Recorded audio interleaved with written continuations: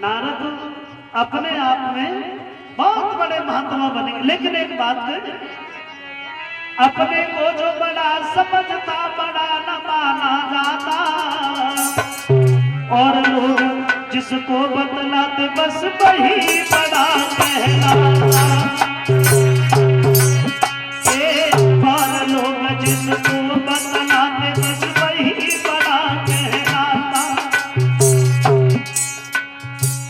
बड़ा नहीं होता है मानुष धन के बढ़ जाने से, बड़ा नहीं होता है मानुष धन के बढ़ जाने से। सुंदर कपड़ा पहनन से या बढ़िया भोजन खाने से। कौन बड़ा है? इसकी आजमाइश कैसे की जाए? पहले पूछा उन लोगों से जो पास तुम्हारे में थे, उसके बाद पड़ोसी बाहर वाले क्या क्या कहते। समाज की दृष्टि में फिर वो कितना आदर पाता। अपने को जो बड़ा समझता बड़ा न माना, अपने को जो बड़ा समझता बड़ा न माना।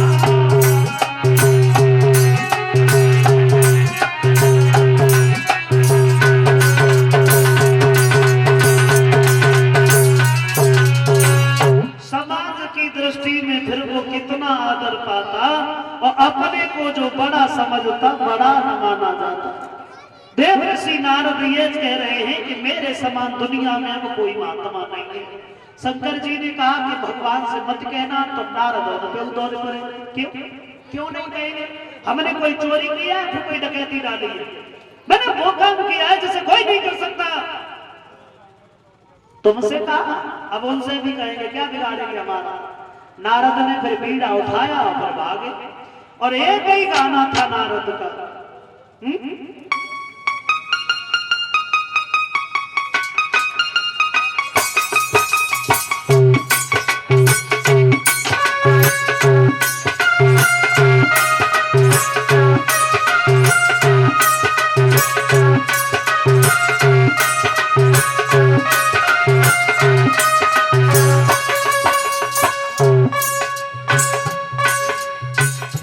बजाते हुए गुनगुनाते हुए देव ऋषि नारद चले नारायण भगवान के पास।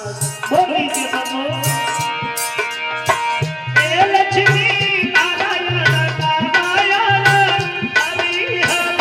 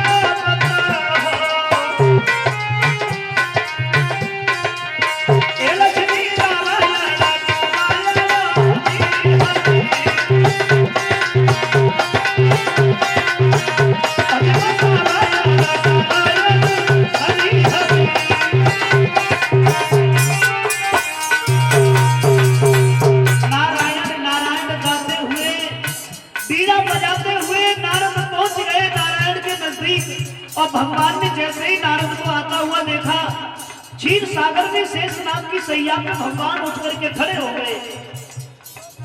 हर्ष मिले उठी रमान के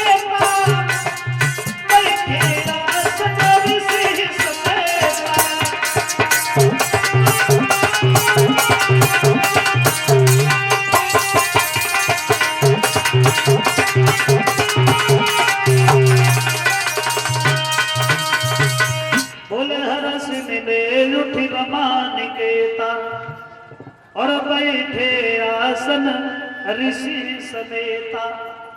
देव ऋषि नारद ने जैसे ही भगवान को देखा और भगवान की नजर नारद पे पड़ी तो भगवान कहा तो शंकर जी ने मना किया था नारद, ये घमंड भरी बात तुमने हमसे कही, भगवान से मत कहना। लेकिन भूल गए नारद है?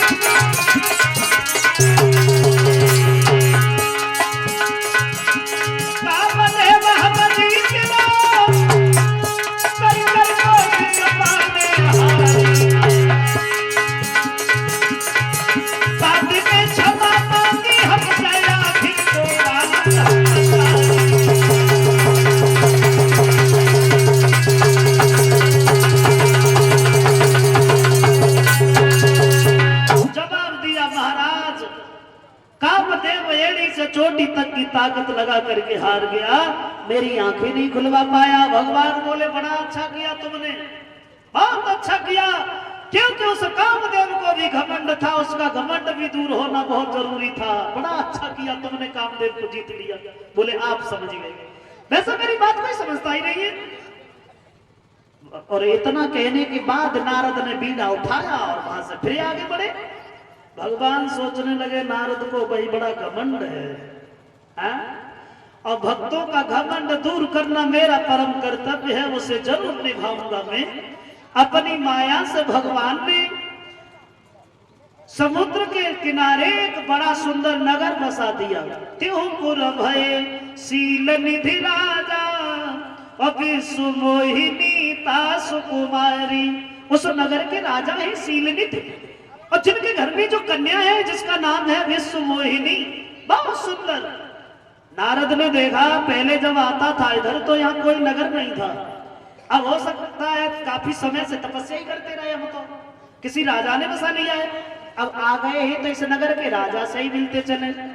दूर से देखा कि बंधन बार लगी है, केला के खंभ लगे हैं, स्वर्ण कलश सुशोभित है दरवाजे पे। और जैसे ही नारद दरबार में पहुंचे सवाल किया क्या नाम है महाराज तुम्हारा? दोनों हाथ जोड़े, प्रभु मेरा नाम शीलनिधि है। हाँ शीलनिधि, ये बताओ इतना अच्छे तरीका से क्यों सजाया गया है तुम्हारा दरबार? जवाब दिया प्रभु हमारे घर में हमारी बेटी है विश्व मोहिनी, हम उसका स्वयंवर कर रहे हैं। आप बड़े अच्छे समय पे आ गए हो, तो क्या हमारी बेटी की हस्तरेखा देखकर उसकी दिन दशा बता सकते हो? तो नारद भाई घमंड वाली बात क्या शीलनिधि भाई, जब मैं कामदेव को जीत सकता हूँ तो तुम्हारी बेटी की दिन दशा नहीं बता सकता? अब कहाँ है वो लड़की, बता, अभी बताएंगे। थोड़ी देर के बाद में विश्व मोहिनी आई, नारद के सामने अपना हाथ कर दिया और नारद की नजर हस्तरेखा पे गई तो नारद देखते ही रह गए। वाह भाई वाह, इस लड़की की हस्तरेखा कहती है जिसके साथ में शादी होगी वो अमर हो जाएगा, दुनिया का कोई प्राणी फिर उसे मार नहीं पाएगा।